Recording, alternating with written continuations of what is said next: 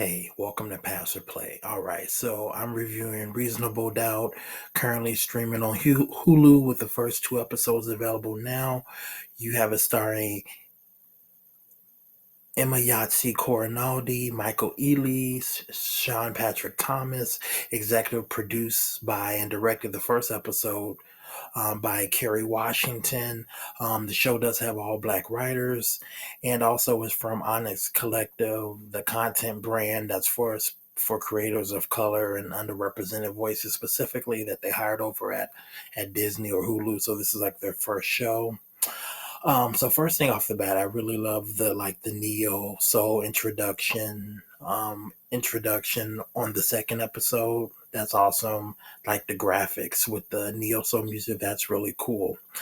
And then so you start off with the Emma Yahtzee Coronati's character, which is Jack Stewart. And off the bat, I'll say like I do feel like I know this character, Jax, the way that she kind of talks, the way that she carries herself. I feel like you probably know somebody like Jax in different complexities. They may not be exactly how she's represented here as far as like how she carries herself based on like, being a lawyer and how she is with her family, but like you know women like that. You even know men like that. So that's the one thing I'll say off the bat. So to me, the show delivers on like the perspective of an African American in their different roles and how sometimes, we switch gears and how we act in circumstances of different types of people, at work with her white partners, how she talks to her assistant, how she talks to her mom, how she talks to her husband and her kids, how she talks to clients. She kind of will switch her gear more or less. In some cases, how she talks with people, she does have a very kind of direct, combative kind of um, demeanor. I won't necessarily say attitude, but but she has a very kind of direct, very blunt kind of way of how she kind of carries herself. But I think for a lawyer that works really well. Sometimes in other instances it may not always work well, kind of um, being that way in certain instances. She also has a lot of great one-liners using old proverbs like your grandma used to say, treat others how you want to be treated, different things like that. She doesn't necessarily use that one, but there's a lot of like great one-liners within proverbs, based on certain characters and cases and things like that.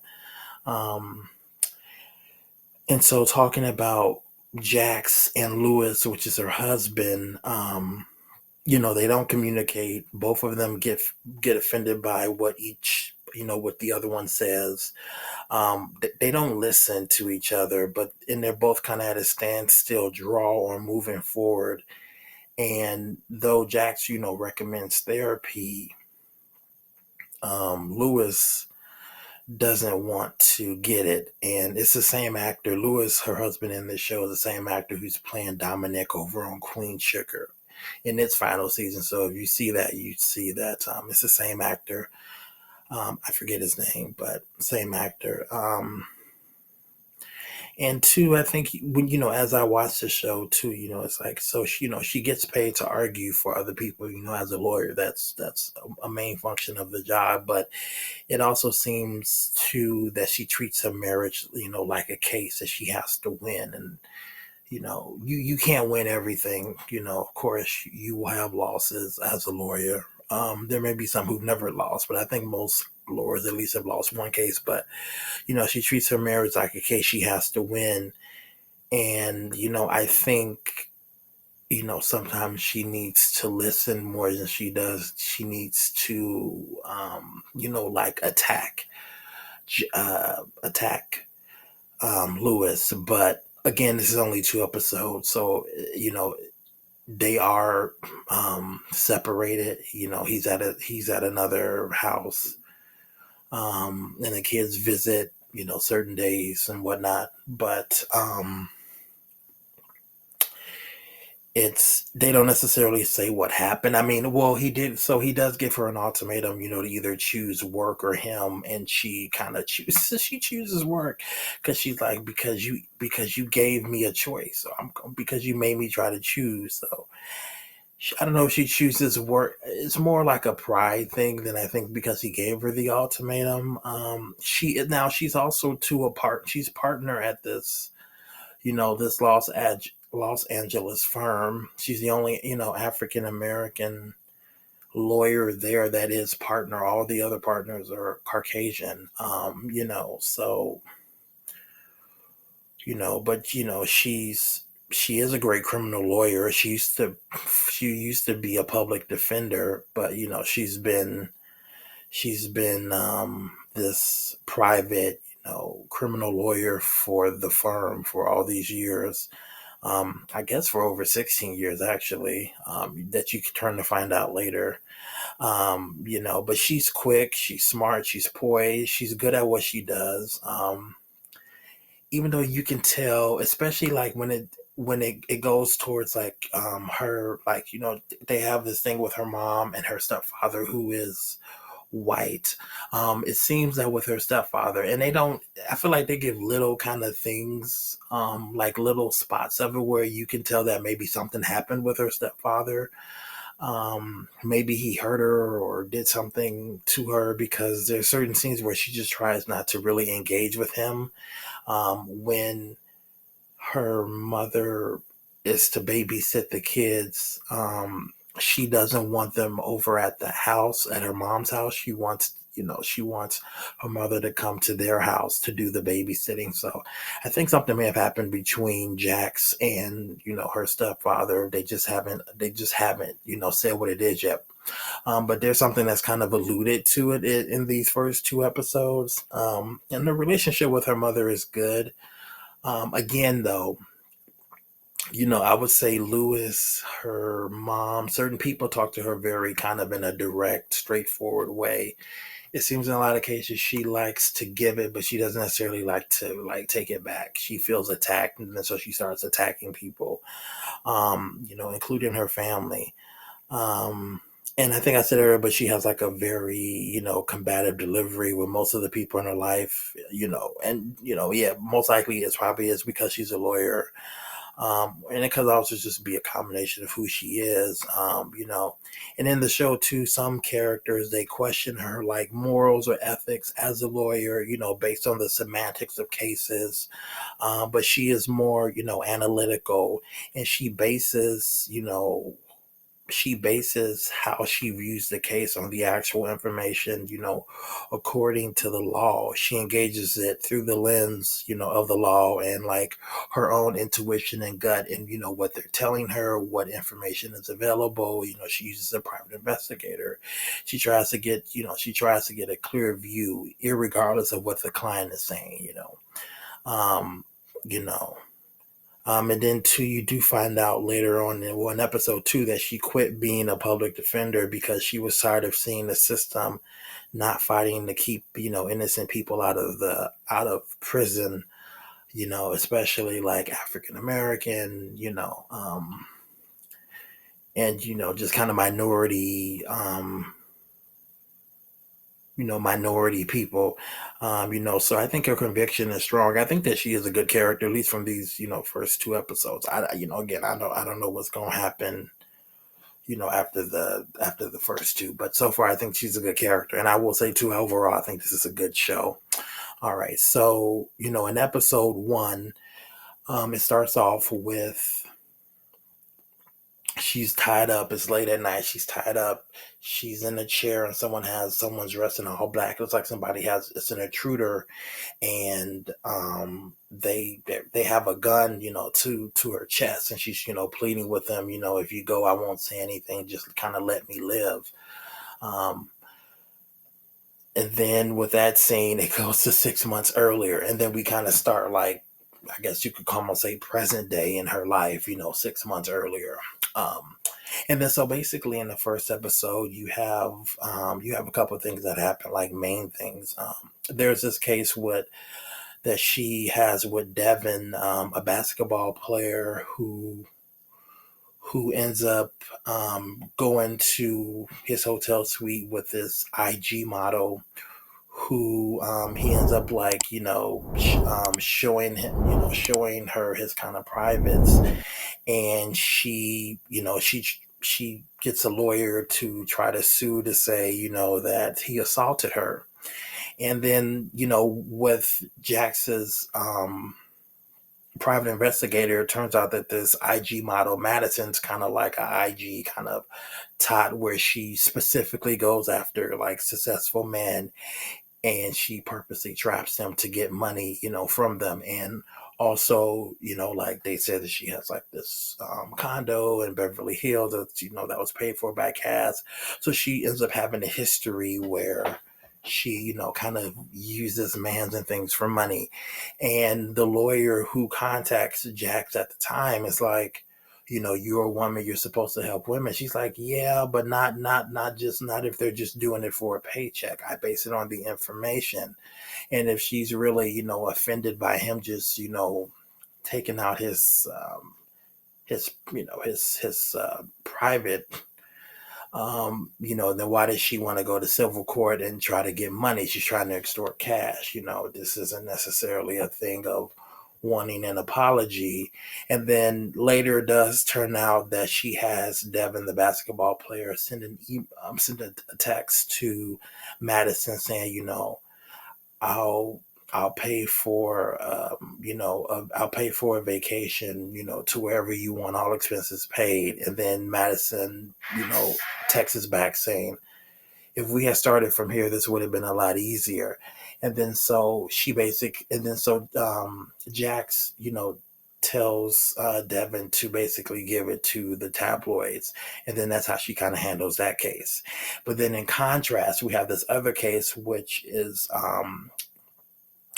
Braden Miller, who is this up and coming billionaire who owns this alcohol business. And he's in the process of doing this like last sale of purchasing this alcohol brand that's going to make him an official billionaire.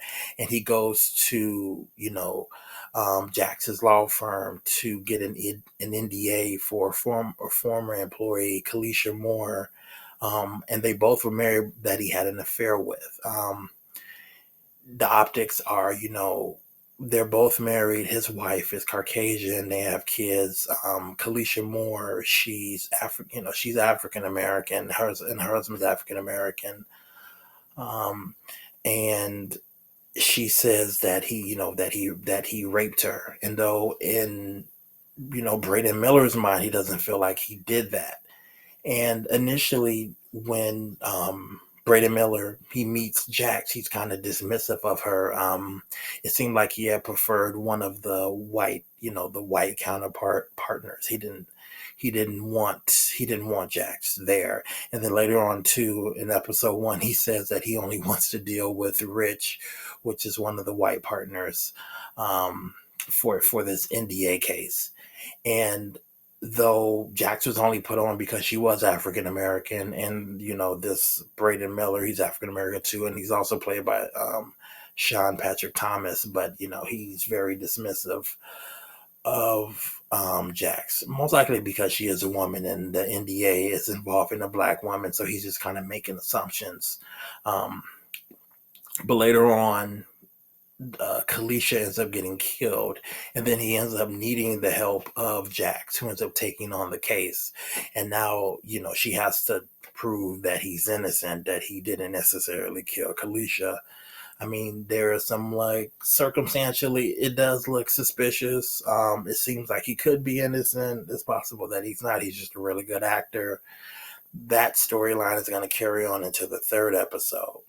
But they do contrast that relationship with, Braden Miller and Kalisha Moore versus the case of, Devin, the basketball player, versus Madison, where, she's kind of dealing with the same subject matter. One thing she's for sure on, she kind of sees it right, she kind of hits the nail on the head with the basketball case.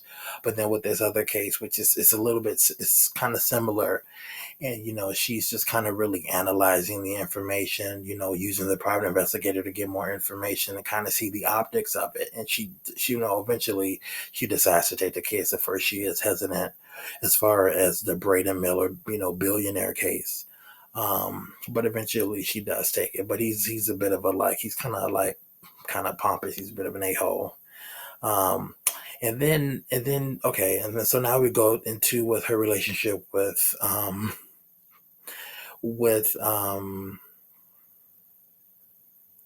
Will, the night patrol guard, because with her husband out of the house, with them being separated, Jax, she has all these, rich high profile clients that she's the lawyer of, and some of them have crazy fans and fanatics and things.